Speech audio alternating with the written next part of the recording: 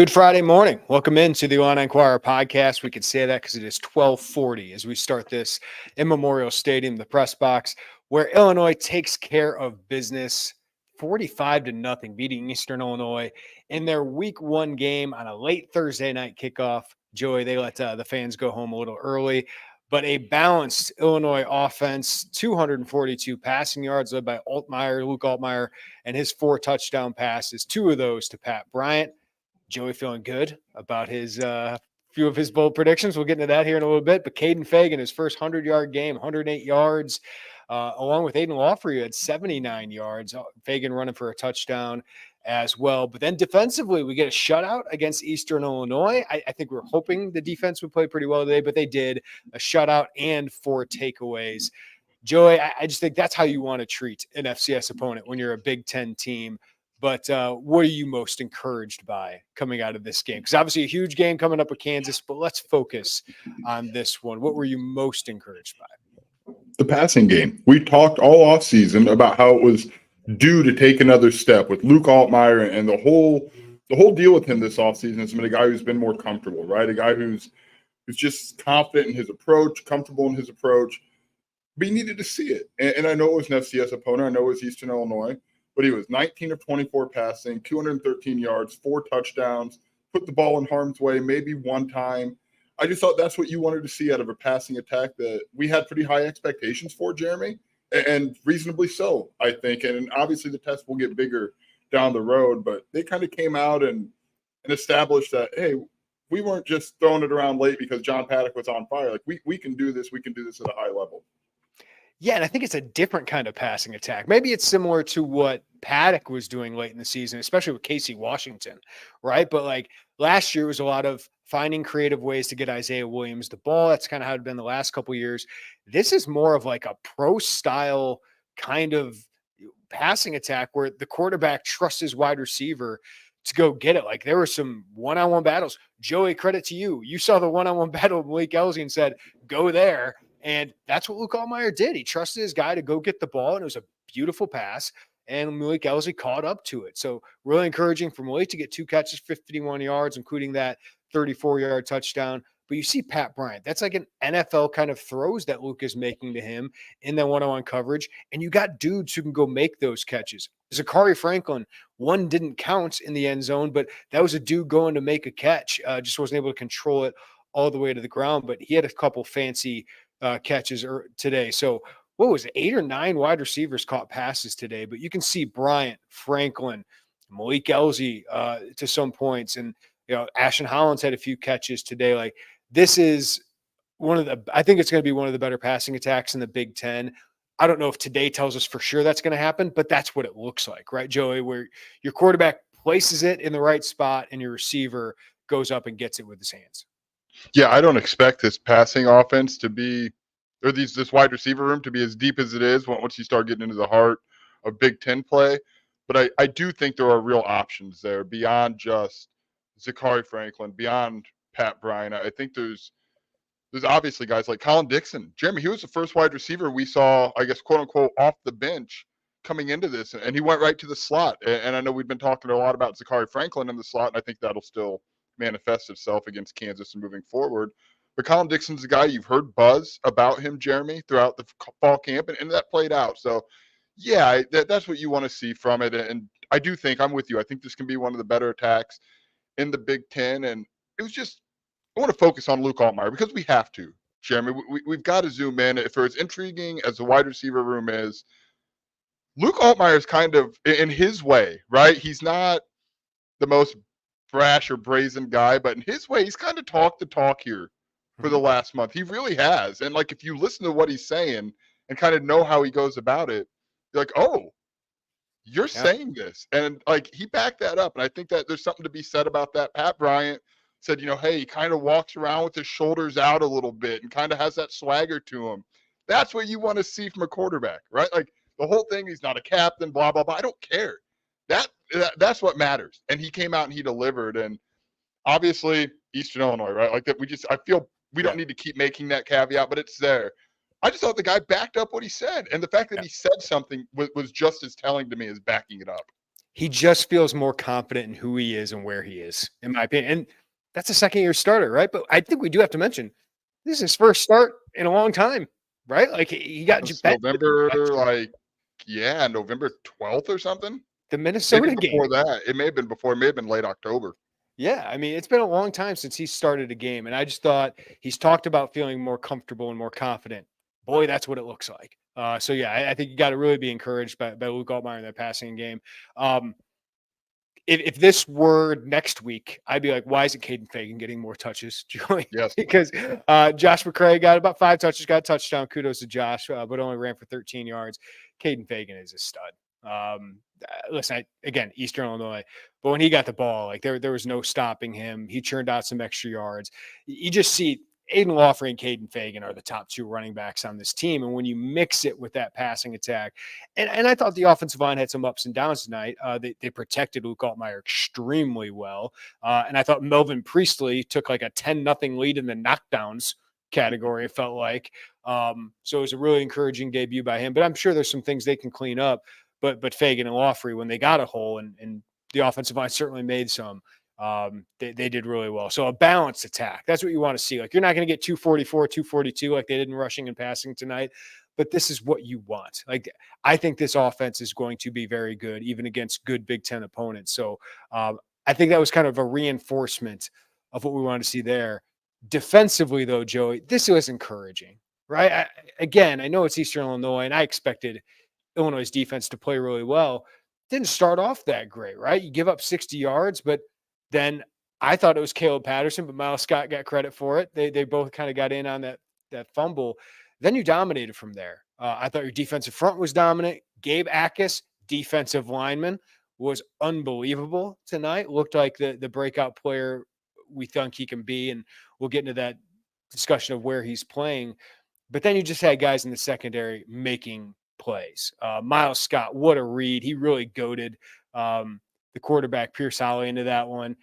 Torrey Cox, what a read in cover 2, going up and getting that screen pass. And then Dylan Rosiak doing what he does, forcing big turnovers, really great pursuit for that one. So that's a good start for Aaron Henry, right? Like, you're still skeptical of what's it look like next week against Kansas, but to set a foundation, that's a nice statement for them, a nice confidence builder for them to get a shutout against an opponent and to get 4 takeaways. Yeah, and really after that first drive, it was a shutdown, right? I mean, they didn't allow a first down on, I think, 2 or 3 straight drives or 3 and outs. The offsides penalties, Jeremy, they've got to clean up. They do have to do that. But that was encouraging. The first drive was like, oh, like this. I thought this was going to look different. And then they really settled in. Turnovers were encouraging to see because we talked a lot about that. Illinois talked a lot about that. They brought this mayhem belt out. They kind of went all out on saying, hey, we need to make more, we need to create more takeaways, mayhem, if you will. And then to come out and do it with 2 interceptions, 2 forced fumbles, that was encouraging. And Miles Scott, obviously, Jeremy, he was going to get one. That position, we've said this forever. I also want to talk to you when we get to Matthew Bailey, because I thought his answer on Matthew Bailey when we talked to him post-game was every single thing we've thought about this defense. But that position is going to create takeaways. Miles Scott, obviously, the forced fumble in that. And then you shut them out, right? Like, they looked, after that first drive, they looked like they dominated that team defensively. And that's what you should see from a team trying to be in contention for a bowl game and trying to make their way kind of in that middle of the pack in the Big Ten. Welcome to, I think right now at 12:49 a.m. Friday, August 30th, we have 75 people in this chat. So shout out Eric, all the sickos. Our guy Eric. Yeah. Shout out Eric out of Corey's. There are dozens of us, Joey, up here talking some Illini football late at night. So we appreciate most all drunk, you guys. I would assume. I hope so. It was a long day. I'm all shiny, man. I got this shine on me from being in the sun all day. DC. I'm sweaty and warm. Yeah. We're all sweaty. DC, what was the issue with the offsides penalties? Brett was saying, that their line kind of is back a little bit. I'm sure he was like wanting some illegal procedure, illegal formation penalties because of that, but that just can't happen. Those are all veterans too. Alec Bryant, Seth Coleman, Gabe Akis got called for it. But man, when Gabe Akis came out starter at defensive line, Joey, I got all hot and bothered because that's his best position. It is his best position. That is where his money will be in the NFL. And Brett Bielema, we asked him about it after the game. What is it about him there? And it's because Brett said his quickness plays there. He gets more one-on-one matchups there.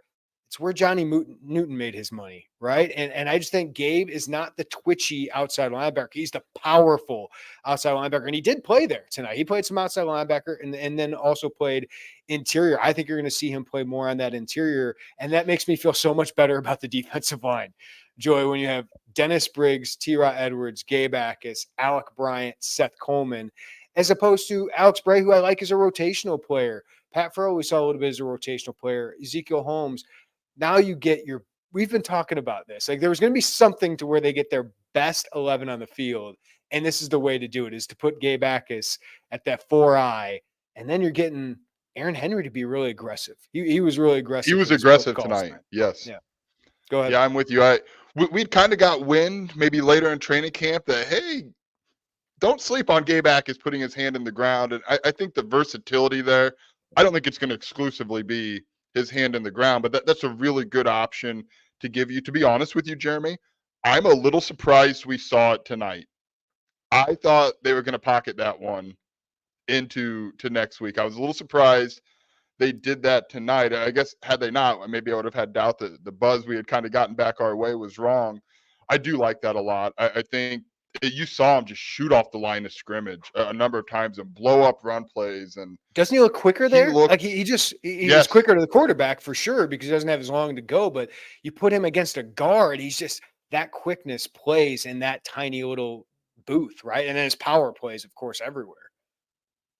Yeah, it does. And I thought it was funny. Brett Bielema said, well, we did it a little bit last year. And then and then we asked you about it and you pushed back on it pretty good. So it was nice to see we had, our eyes didn't deceive us. But I really do like that. It gives me a lot more confidence in that defensive line group, or at least in the way they can deploy their options up there. We saw plenty of Joe Barna. I need a sign. I meant to make that sign. Just my Joe Barna sign. I was going to say Joe Barna gets 1/4 of the way to Joey's bold prediction of matching Gabe Akis as a freshman. Good start for you, Joey. He gets one sack tonight that Illinois got. Though Gabe should have had one if it weren't for Alec Bryant jumping off sides.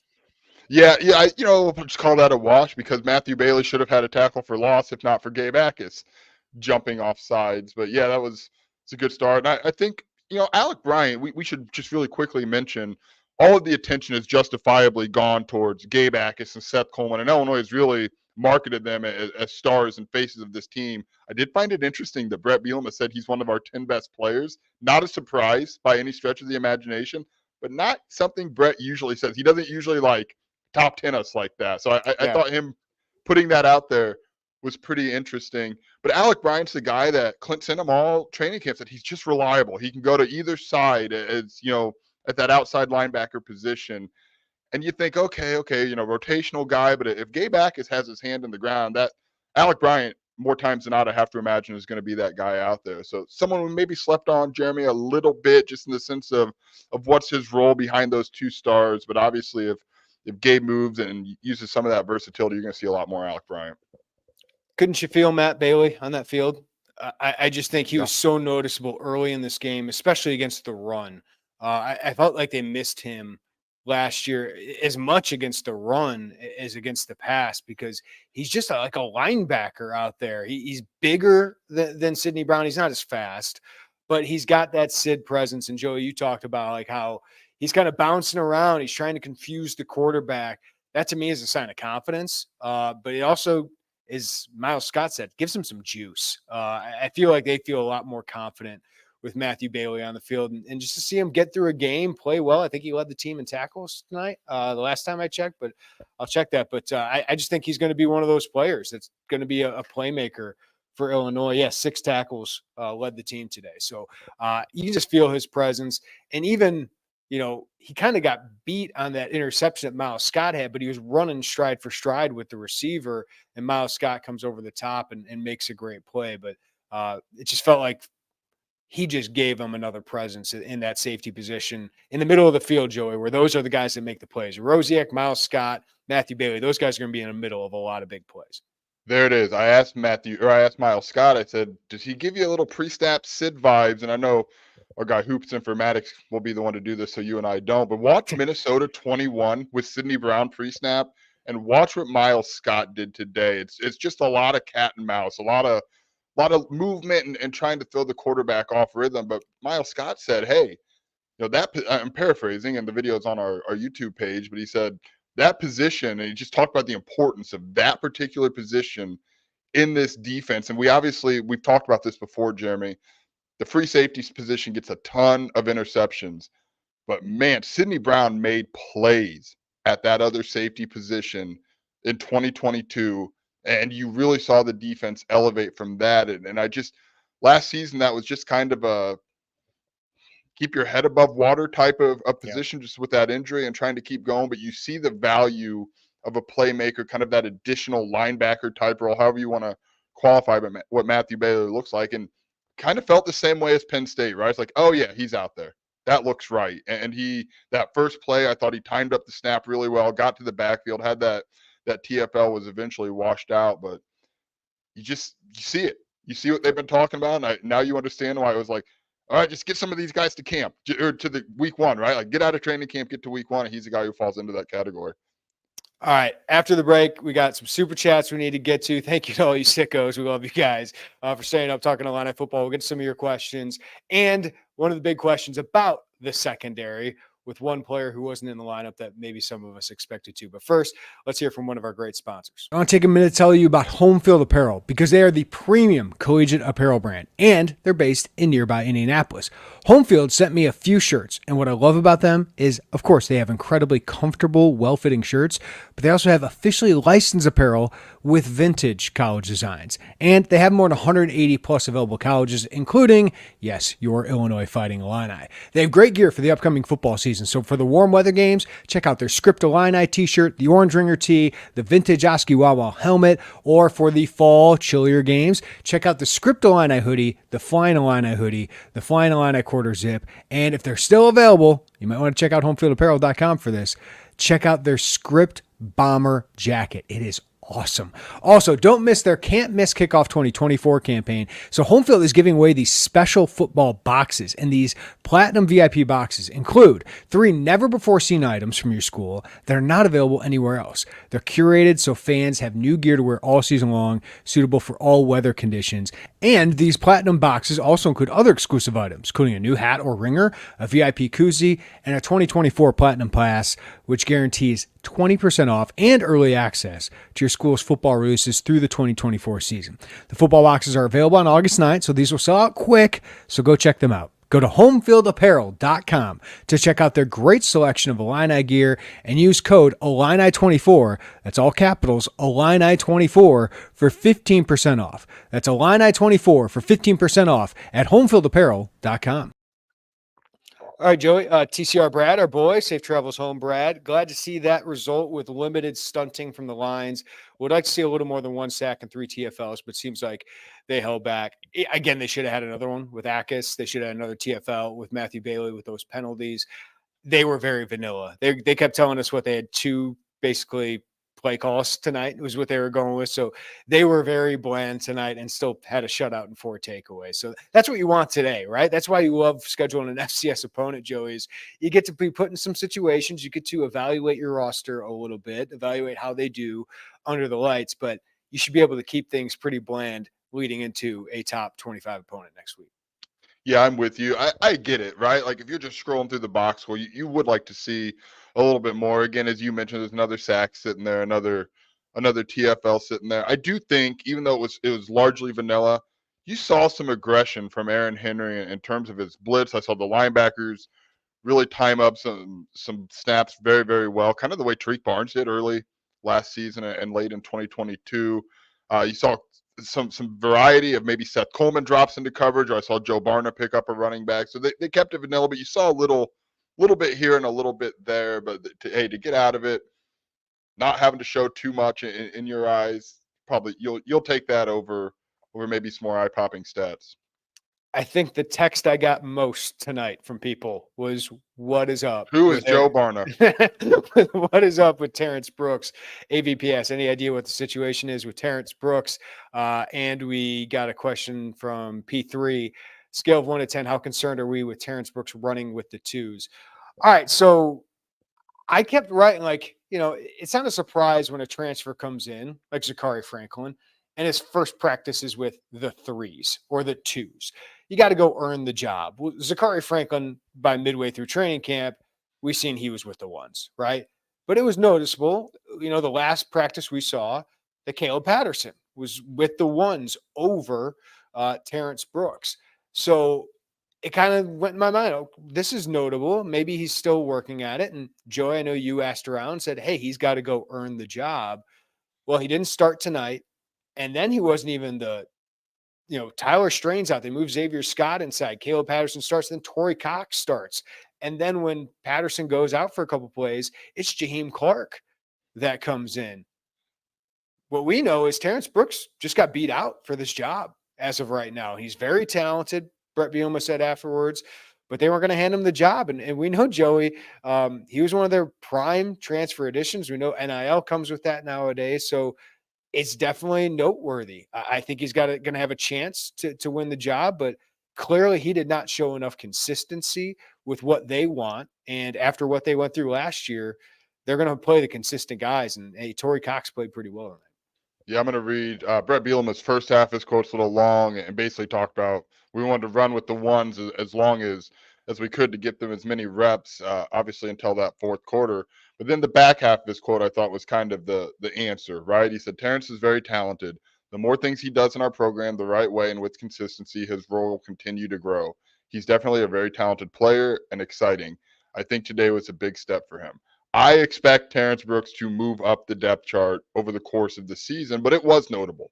It was. And I think the first time you saw him was in the third quarter on punt coverage, right? Like that's not the expectation we had, or really, frankly, Jeremy, the way they pursued him, how they announced him before, he was enrolled in classes. Like they really got this out there that like this is a big deal for us, right? Yeah, It is, and it is. this was sending a message in some way that, hey, this guy's better than you right now. What are you going to do? Are you going to go earn it? Which, to their credit, they're doing that with a player who is talented, who we thought would walk into a starting position. So credit to them for making him work harder. But we'll see how he responds now. How does he respond to that when this is a kid that could have been playing at Michigan or USC? Not that he would have been handed a starting job there either, but I think that's a kudos to the staff for holding even him to a high standard. But he clearly has not met that yet. But he did get here late, right? He's not a guy who got here in the spring, and Caleb Patterson and Caleb Patterson's been here a while, but Torrey Cox did. So Torrey Cox must have done something, better during training camp, better than Terrence Brooks did. Two things. One, it's also a credit to Caleb Patterson and Torrey Cox for giving Illinois a viable option to not have to just kind of bend on maybe what they want. And That's to the make good Terrence sign Brooks, for the program, right? that's right. And second, Terrence Brooks almost had an interception pretty quickly when he got out on the field. It's like, oh, right. Like he's very talented. I don't, again, from what just the talent plays, right? Talent plays in the Big Ten. I'm still having a hard time imagining by late in September, as you start getting to October, that this is still going to be the scenario for him. If it is, that either means, okay, well, what's going on there? Or, hey, those two guys are playing very well. It's very hard for me to think someone as talented as he is not going to climb his way and get himself into that spot with the ones. Yeah, Torrey Cox is really interesting because he's so small, right? But he did play physical today. Like he came up and made some hits. Played physical at Ohio too. But he's so good at staying in a receiver's hip, right? Like he is on you. And it felt like Illinois lacked those kind of guys last year. They had all these long guys that, could get beat and it was hard for them to recover. He's so small that it's easier for him to kind of recover and do all that. So I think Torrey's a really interesting weapon. I wonder if he could be in the nickel at some point, because I do think he's got the physicality, but they like Tyler Strain. Sounds like Tyler Strain will be back next week. So it'll be something to watch. But I do agree with you. I think Terrence Brooks at some point is going to make his way up the depth chart. And I think Caleb Patterson would be the guy to watch. He had a bad penalty tonight, had some good moments as well. But yeah, it's obviously that they're sending a little bit of a message here. Anything else with that situation? Yeah, I'm looking for. I'm glad you mentioned. Well, we have 105 pages of training camp quotes, by the way. But I'm only looking for that because I asked Corey Parker about Torrey Cox late in training camp, and he said, Yeah, Bielema singled him out like a couple days ago. Like I can't wait to watch Torrey Cox. All over that, right? Like Bielema has been saying, like, "Hey, Torrey Cox," and we're all like, "All right." Also, Terrence Brooks. I asked Corey Parker. He said he's quick as a cat, man. That dude's going to move his feet and stay in a position where receivers don't really like you in your hip pocket that close, but he's comfortable in that space. Like that is exactly right. I think he makes guys uncomfortable. He's not a very big guy, but he's physical. He knows he's a veteran, right? He knows kind of how to maximize what he's got. And I think you saw that tonight. That screenplay is just really well read. Probably not the best decision Pierce Holly has ever made in his life, but Torrey Cox went and made that play and made it. He pulled the trigger, right? Like that's something we talked about a ton here in the past. Torrey Cox did that. He trusted what he saw, and he made a play. So credit to him. You know, we're talking him and Melvin Priestley, who we talked about on the offensive side, or we will. Those two guys under the radar additions, Jeremy, both in two different cycles, Priestley in the winter portal cycle, Torrey Cox in the spring portal cycle. I thought they played really well tonight, and guys that we kind of glossed over as additions because at the same time they get a J.C. Davis, they get a Terrence Brooks, and those guys kind of fly under the radar. Yeah, I think we liked the Priestley edition, but it was like, all right, this guy's probably a depth position. But what I loved about each of those guys, and I love Torrey Cox because the depth and lack of experience at that position. Like the depth showed up late last year, and it was just like they did not address this position enough. So I love that they doubled down in the transfer portal on their biggest positions of weakness, right? So kudos to them for going to get those guys because it's made a big difference. Mark, absolutely. Thank you for the 1999 super chat. Dude, absolutely. Oh my gosh. Love these post-game pods. It's late, but grab some beers. Go on. Cheers. I might get a beer when we get home. I did have a couple mentions in the chat here, Joey, about the punt returner. A punt return surprise. Mac Rosetich was definitely one of the top two options through training camp through most of it. But Hank Beatty was kind of the guy that we always saw first up in the lines when they did that. But Mac had one really good return. What was that, 30 yards to set up the second touchdown? Then he muffed one.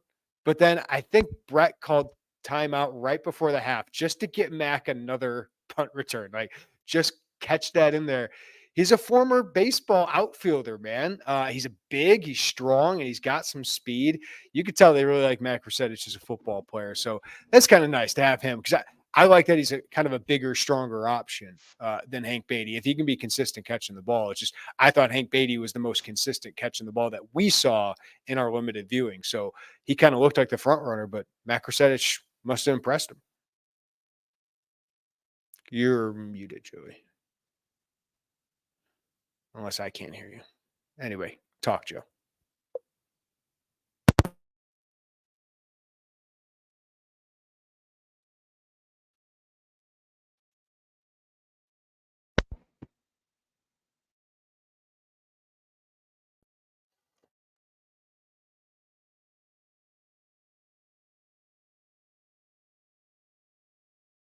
I'm going to continue talking, but Matt Krasavich was not surprised. I also want to shout out Ethan Machowski, the kickoff specialist. He looked really good today. I thought Ethan Machowski looked pretty dang good kicking the ball and those kickoffs. And then David Alano makes his only field goal. It's about a 26-yarder. So kudos to him for coming in able to do that. Joey, still can't hear you, so we'll figure this out. Just sign out and we'll bring you back in. But, yeah, I thought getting Mac Rosetich on those punt returns, really interesting one for Illinois.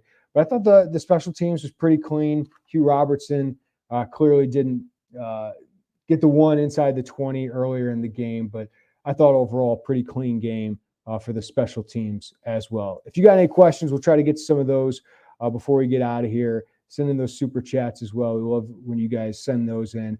But let's look forward to next week, right? Because that's one of the biggest games of the year. For me, I wrote it was the most pivotal game of the season for Illinois, just because of what the schedule looks like for Illinois. When you got Nebraska on the road a couple weeks after that, Penn State on the road a couple weeks after that, and then October, of course, you have Michigan coming to town, and then you go to Oregon as well. So a huge game, and I think it's just a huge game after what the embarrassment that happened last year. Because even though the final score was 34-23, last year, Kansas goes up 34-7 in that game, and really Andy Kotelnicki and that Kansas offense just completely depantsed Aaron Henry's defense early in that game. So they need to bounce back in a big way, and I think it's a big test for the defense to see how much better they have gotten, how much better Aaron's gotten with the play calling aspect, the scheming part of it, and your personnel, how much they have grown. But also your offense, probably going to have to score points to beat Jalen Daniels, Devin Neal. Looked like Lawrence Grimm, or Lucas Grimm, I believe, is the wide receiver. They got Lawrence Arnold back as well. That's a high-powered offense with a new coordinator, because Andy Kotelnicki is now at Penn State, but Lance Leipold has always had really, really good offense, and that's a really good program at this point. So a huge game at home, primetime game, 6 o'clock, so a little bit earlier start on Saturday, September 7th, but should be a really, really good crowd here. Joe, are you back with me? I don't know. Am I? Yes, you are. Oh, that's great. I was wondering why Siri kept going off on my computer. I was like, I don't know what's happening here. I'm new to the Mac game. Yeah, it's a huge game. Like that was kind of the underlying tone with this game, right? Or the underlying story was, hey, okay, great, but next week is such a big game and a big opportunity. And Brett Bielema mentioned a little bit on his radio show, kind of alluding to what happened last year in Lawrence and the way that game went, and a hunger for his guys. So you wanted to see, if you're a fan, you wanted to see Illinois come out of here and not skate by an FCS team, right? Or not make it where it's a 17 or 14-point game in the second half. Like, you wanted to establish who you are and kind of roll into next week, which I think I heard on the radio today, Jeremy, like, I think they're expecting a big crowd, a crowd that would probably be as big as that North Carolina game back when. So they're obviously marketing this and approaching this like it's a huge opportunity for the program. And they do, because they are going to have a ton of their top recruiting targets on campus here for the class of 2026, including a lot of in-state kids. And plus, Joey, why I think this is such an important game is, with everything we're talking about in college football, you need people to show up. You need revenue coming into this building for these football games. And if you beat top 25 Kansas, there's going to be a lot more people here for the next week against Central Michigan. They're going to want to be part of a 3-0 start, right? And then there's going to be a lot more people here for that huge Michigan game, for the huge Purdue game, for these late games. Like, people are going to get a lot more excited. The fan base is going to get a lot more excited if you can get a win like that. Kind of remind me of 2011 when they beat Arizona State and ended up, starting 3-0 then and 6-0, and then faded down the stretch, leading to Ron Zook's firing. But that kind of excitement we haven't seen until that 7-1 start in 2022. So if you can get to 3-0 or get to beat Kansas, you have a realistic chance at 4-0, 5-1. And I think people are going to want to be a part of that with those upcoming home games after that. So I think it's massive for the program. I don't want to say it's, I've heard people bandy about like the most important game of Brett Bielema's career. I don't know that, because if you beat Michigan a couple weeks later and you're 5-1 anyway, like, is that lesser of a game? No, but it is a huge pivotal game for this season. It feels like if you win that one, you open up a lot of possibilities for this season. Yeah, I've said this before, Jeremy, but you have 2 points that to compare it from, right? You have last season and what happened in Lawrence, and now you can say, okay, we are X number of ways better this year against this team. And obviously there's losses, right? Illinois lost players, Kansas lost players and coordinators, but you have two very real points to mark. You mark your growth year over year. And if you do that and you show that, hey, this program is different, it's not just off-season talk, and this team has kind of has worn what last year was and is ready to to push and push back to that postseason. I think that matters to people, and it matters to people to show up here. And you got a top 25 team, 6 o'clock kickoff. I mean, it sets up perfectly for Illinois to have a big crowd and try to get off to a 2-0, which you'd have to imagine lead to that 3-0 start. And all of a sudden, it's the middle of September, it's the middle of September, and you're halfway to a bowl game, and that's huge for a team that needs to get back to that postseason. P3, have we given Melvin Priestley his flowers yet? But yes, we'll give him more. I mean, there were probably 5 knockdowns at least in that game. There's some Isaiah Adams stuff. No penalties. Yeah. I know that was the thing, right? It was a thing, and he addressed it, and he knew kind of what that was, and found a way to harness that physicality. And he is physical. He's very, very physical. Really athletic. I love when he gets out on the run. When they do the toss sweep like that one to Fagan, I thought he had a really good block, but he moves so well and has such power. I mean, he's got the nastiness that Bart Miller loves. Like J.C. Davis is a really good pass blocker. He's starting to get a little bit more physical, but that's not really his game. Like he's more a technician, quick. Melvin Priestley he's a monster out there. Yeah, he's going to knock you down. I want to ask you, Jeremy, because probably wanted to see maybe a little bit more. Some of those inside runs were just for 2 yards. What'd you think of the interior returned, right? And so where'd you land on what they looked like? Yeah, this is where you always got to go back to the film and watch some of that stuff. But there were some times like they did struggle to get a push, but you got to kind of go block by block what happened here. I thought Josh Kreutz looked pretty good for the most part. I thought Geske had a couple moments. Like J.C. Davis, I saw, after the play, it looked like he didn't have his block on some of them. Zy Chrysler didn't get as much push. But then there were some, Caden Fagan was running 5 yards before he got hit. So they still had 244 rushing yards. So I think by the end of the game, they played pretty well. But I'm sure there's some nitpicking going on because they got a high standard. And next week will be a bigger test, obviously, with Kansas. It's got bigger, faster, stronger players. But even then, like that's not going to be a great defense, in my opinion. I think Illinois should be able to score against Kansas. But then you got Nebraska. That's got a really good defensive front. And then you got Penn State. After that's got a great defensive front, maybe with one of the best individual pass rushers to go against in Abdul Carter this year. So they got huge tests, but I thought for the most part, the offensive line played pretty well today. They dominate every play? No, but I still think that's going to be a pretty good group. It was good to see Brandon Henderson get in some of the game. Six lineman set. 6 offensive linemen. But man, nothing got me. I got excited, Joey. Jordan Anderson and Caden Fagan in the same backfield. Whew. Let's dive in a little bit. So let's not get too in the weeds. I know your film review covers a lot of that. That I liked. I liked the two massive running back set in the backfield. Barry Lunny must have scrolled Twitter in the offseason because he put Luke Altmaier under center, 3rd and 1, quarterback sneak. I mean, it feels like people were like flying airplanes over the stadium last year with the sign like, please sneak it on 3rd and short.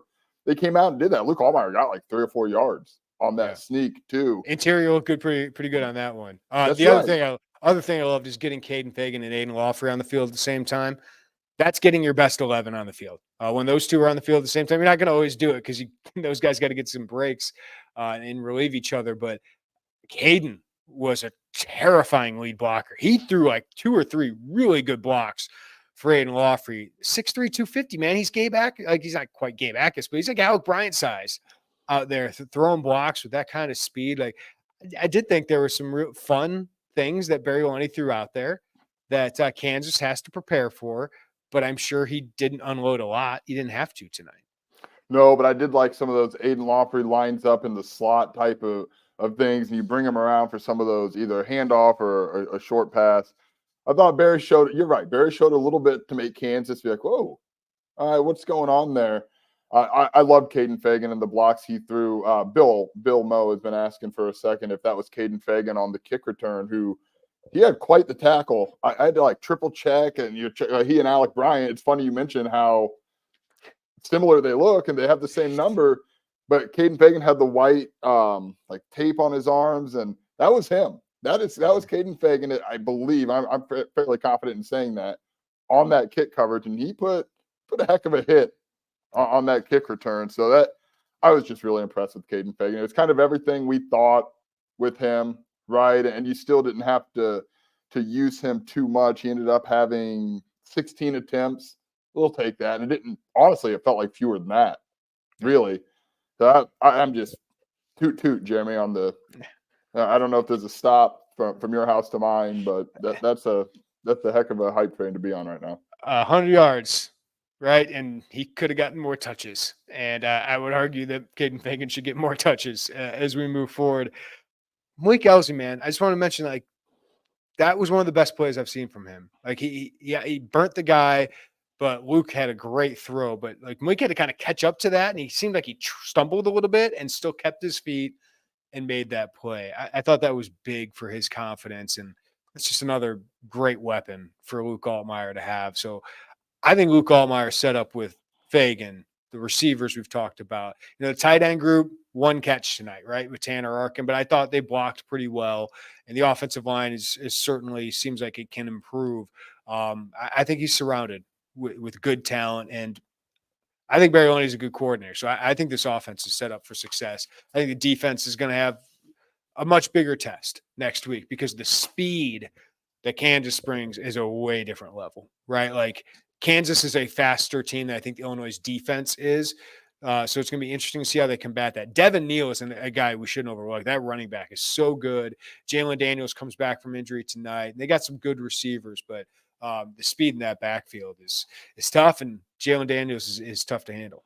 Yeah, I don't know which way it's going to go, but it's going to be like 45-38 or something, right? I mean, it's going to be a high-scoring game next week for sure.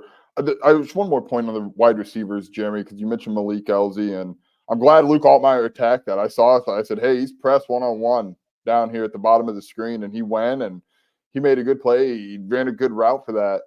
But I was a little, I don't know if skeptical is the right word, but every training camp, there's 1,000 players who can play every position, right? I mean, it's every single sport.